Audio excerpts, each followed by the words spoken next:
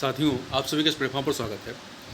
इस वीडियो में हम लोग जो है समान नागरिक संहिता यूनिफॉर्म सिविल कोड के बारे में बात करेंगे, जो कि वर्तमान में काफ़ी चर्चा में है।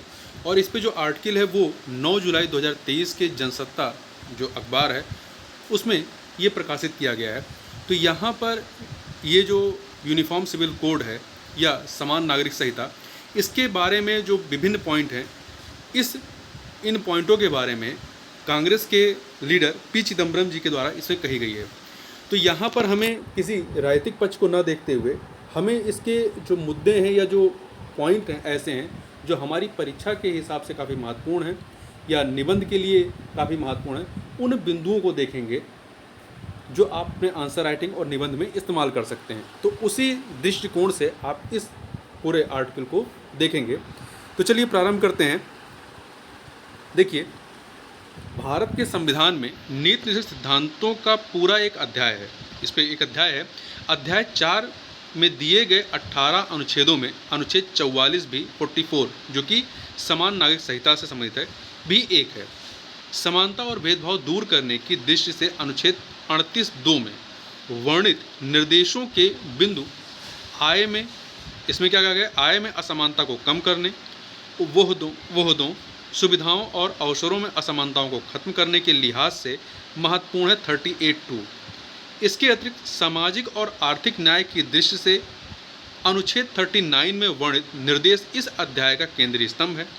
अनुच्छेद 43 राज्य को जीविका के साधन सुनिश्चित करने का निर्देश देता है और इससे लाखों कामकाजी लोगों की आकांक्षाएं जुड़ी हैं। मगर अफसोस कि इन नीति निर्देशक सिद्धांतों पर शायद ही कोई बहस होती है और वे सरकार के एजेंडे में नहीं है। ये हमें इस पॉइंट पर नहीं जाना है। तो देखिए, हुआ क्या है, जो इनका राजनीतिक वो है, आरएसएस भाजपा के एजेंडे और सर्वोच्च न्यायालय की कुछ टिप्पणियों के बदौलत अकेले अनुच्छेद 44 ने ही पूरे राजनीतिक प्रदेश पर कब्जा कर लिया है। तो कुल मिला के कहने का ये है कि जो आपका नीति सिद्धांत, उसमें बहुत सारे ऐसे आर्टिकल हैं जो सोसाइटी, वेलफेयर सोसाइटी के लिए काफ़ी महत्वपूर्ण है और उसी में से एक 44 भी है। अब 44 के बारे में जो अन्य चीज़ें हैं, तो देखिए, पहले अनुच्छेद 44 की भाषा पर नज़र डालें तो 44 में लिखा क्या है कि राज्य संपूर्ण भारतीय क्षेत्र के नागरिकों के लिए एक समान नागरिक संहिता सुनिश्चित करने का प्रयास करेगा। यहाँ शब्दों का अपना अर्थ होता है। एलिस को दिए हम्टी डम्टी के जवाब की तरह ऐसा नहीं कहा जाता कि इसका अर्थ वही होगा जो मैं निकालूं। यहाँ पर इन्होंने शब्दों पे बात करने का प्रयास किया है। इनका कहना है कि यहाँ पे जो लिखा गया है, राज्य संपूर्ण भारतीय क्षेत्र के नागरिकों के लिए समान नागरिक संहिता सुनिश्चित करने का प्रयास करेगा। तो समान का अर्थ आम नहीं है। इसमें कहा गया है कि सुनिश्चित करने का प्रयास करेगा, ना कि सुनिश्चित करेगा। बाबा साहब अम्बेडकर उनके सहयोगी ना समझ नहीं थे। उन्हें भारतीय जन के इतिहास, धर्म, जाति विभेद, सामाजिक और पारिवारिक बनावट, सांस्कृतिक प्रथाओं और रीति रिवाज आदि की गहरी समझ थी और उन्होंने चौथे अध्याय के शब्दों को बड़ी सावधानी से चुना था। समान नागरिक संहिता पर्सनल लॉ का ही संक्षिप्त रूप है। इसमें 4 विषयों से संबंधित कानून हैं। कौन कौन से? पहला है विवाह और तलाक, दूसरा है उत्तराधिकार और विरासत, तीसरा है अल्पसंख्यक और संरक्षकत्व तथा चौथा है दत्तक ग्रहण और भरण पोषण। इस देश में सदियों से विभिन्न वर्गों के लोगों और विभिन्न भौगोलिक क्षेत्रों के अनुसार अलग अलग ढंग से व्यक्तिगत कानूनों का विकास हुआ है। शासकों ने इनके विकास में महत्वपूर्ण भूमिकाएं निभाई हैं। धर्म ने महत्वपूर्ण भूमिका निभाई है इसमें। भौगोलिक बनावट, मतलब जो शासक रहे हैं उन्होंने, इसके अतिरिक्त धर्म ने महत्वपूर्ण भूमिका निभाई है। भौगोलिक बनावट, उर्वरता, प्रवासन और विदेशी प्रभावों का भी व्यक्तिगत कानूनों पर असर पड़ा। अब प्रश्न उठता है, सुधारों की शुरुआत कब से होती है? देखिए, आज पर्सनल लॉ जिस रूप में मौजूद है उसमें लैंगिक भेदभाव और गैर लैंगिक भेदभाव भी हैं। उसमें अवैज्ञानिक और हानिकारक व्यवहार भी मौजूद हैं। कुछ निंदनीय सामाजिक प्रथाएं और रीति रिवाज भी हैं। निस्संदेह व्यक्तिगत कानूनों के इन पहलुओं में सुधार की जरूरत है। पर्सनल लॉ में सुधार कोई नई बात नहीं है। संविधान निर्माण के बाद से ही यह राष्ट्रीय एजेंडे में रहा है। यह भारत की पहली संसद जो 1952 से 1957 तक चलती है की शीर्ष चिंताओं में से एक था। इसमें सुधार का समर्थन करने वालों में जवाहरलाल नेहरू और बाबा साहब अम्बेडकर भी थे। तब रूढ़िवादी लोगों और विपक्ष के विरोध का सामना करते हुए हिंदू कानून में सुधार करके 4 प्रमुख कानून पारित और संहिताबद्ध किए गए। अब ये 4 कानून कौन से थे? पहला था हिंदू विवाह अधिनियम 1955, दूसरा हिंदू उत्तराधिकार अधिनियम 1956, तीसरा हिंदू अल्पसंख्यक तथा संरक्षकत्व अधिनियम 1956, चौथा हिंदू दत्तक ग्रहण और भरण पोषण अधिनियम 1956।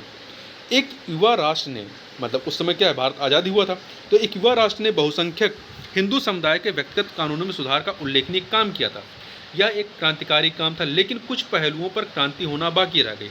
उसमें से सभी भेदभावपूर्ण प्रावधान नहीं हटाए गए। उसमें हिंदू अविभाजित परिवार को एक कानूनी इकाई के रूप में स्वीकार किया गया। विवाहों में अपनाए जाने वाले रीति रिवाजों और व्यवहारों को अपवाद मान लिया गया। अंतिम उल्लेख महत्वपूर्ण है क्योंकि भारत में अधिकांश विवाह रीति रिवाज के अनुसार संपन्न होते हैं। इसके बाद 1961, 1962, 1964, 1976, 1978, 1999, 2001 और 2003 में कुछ और संशोधन किए गए। 2005 से 2008 के बीच यूपीए सरकार ने कई सुधार किए। 4 अधिनियम जो ऊपर दिए गए हैं, 4 अधिनियमों में से 3 में संशोधन किया गया। उनमें सबसे क्रांतिकारी संशोधन था संपत्ति में बेटियों को भी बेटों के समान अधिकार प्रदान करना। घरेलू हिंसा से महिलाओं की सुरक्षा अधिनियम 2005, बाल विवाह निषेध अधिनियम 2006 और भरण पोषण तथा माता पिता और वरिष्ठ नागरिक कल्याण अधिनियम 2007 जैसे नए कानून पारित किए गए। इस तरह न्यायालयों के कदम उन जगहों पर भी पड़े जहां विधायी निकाय जाने से झिझकते थे। 22 अगस्त 2017 को सर्वोच्च न्यायालय ने तलाक़ बिद्दत 3 तलाक की प्रथा को असंवैधानिक करार देते हुए उस पर आघात किया। इसी प्रकार से 21वें विधि आयोग की सिफारिश है। अभी जिस विधि आयोग की बात की जा रही है वो है 22वें विधि आयोग, और यहाँ पर बात की गई 21वें विधि आयोग की सिफारिश से। ये यूपीए गवर्नमेंट में ये विधि आयोग था। तो देखिए, जब हमारा सामना जनजातीय लोगों के व्यक्तिगत कानूनों से हुआ तो हमें ठिठकना पड़ा। संविधान के अनुच्छेद 266 खंड 25 के तहत ऊपर वर्णित चारों अधिनियमों में से कोई भी अनुसूचित जनजातियों पर लागू नहीं होता है। असम, मेघालय, त्रिपुरा और मिजोरम में जनजातीय क्षेत्रों के प्रशासन के लिए संविधान की 6वीं अनुसूची को जोड़ा गया और उसमें एक पैराग्राफ में इन राज्यों की जिला परिषदों और क्षेत्रीय परिषदों को विरासत, विवाह और तलाक तथा सामाजिक रीति रिवाजों से संबंधित कानून बनाने की शक्तियाँ प्रदान की गईं। उसमें धार्मिक और सामाजिक प्रथाओं की रक्षा करने के मकसद से नागालैंड अनुच्छेद 371A, सिक्किम अनुच्छेद 371F और मिजोरम 371G के लिए विशेष प्रावधान किए गए। ऐसे ही विशेष प्रावधानों की मांग छत्तीसगढ़ और झारखंड में आदिवासी निकायों के द्वारा उठाई गई है। निश्चित रूप से व्यक्तिगत कानूनों में और अधिक सुधार की जरूरत है। 21वें विधि आयोग ने सलाह दी थी कि विभेदकारी कानूनों को सुधारने की जरूरत है, न कि यूसीसी अर्थात यूनिफॉर्म सिविल कोड लाने की। इस स्तर पर ना तो इसकी कोई ज़रूरत है और ना ही यह वांछनीय है। सांस्कृतिक विविधता के साथ समझौता नहीं किया जा सकता। एक रूपता का हमारा आग्रह देश की क्षेत्रीय अखंडता के लिए खतरा साबित हो सकता है, ये 21वें विधि आयोग में कहा गया। माननीय प्रधानमंत्री ने इस मुद्दे को छोड़ दीजिए, यहाँ पे आखिरी पैराग्राफ को छोड़ देने की ज़रूरत है क्योंकि ये आपका राजनीतिक बिंदु हो जाएगा। तो इस पूरे आर्टिकल में हमें जो राजनीतिक बातें हैं उनको छोड़ करके जो संवैधानिक बातें हैं, जो कानूनी बातें हैं, जिनको आप अपने आंसर राइटिंग में लिख सकते हैं, निबंध में लिख सकते हैं, उन बिंदुओं को आप इसमें देख सकते हैं। काफ़ी अच्छे बिंदु दिए गए हैं। तो इस प्रकार से यहाँ पर जो है यूनिफॉर्म सिविल कोड के कुछ पक्षों की बात की गई है। तो इस वीडियो में बस इतना ही। मिलते हैं नेक्स्ट वीडियो में। यदि आपको इसका PDF चाहिए तो लिंक में टेलीग्राम का जो है डिस्क्रिप्शन में टेलीग्राम का लिंक दे दिया जाएगा, वहाँ से जाकर आप डाउनलोड कर सकते हैं।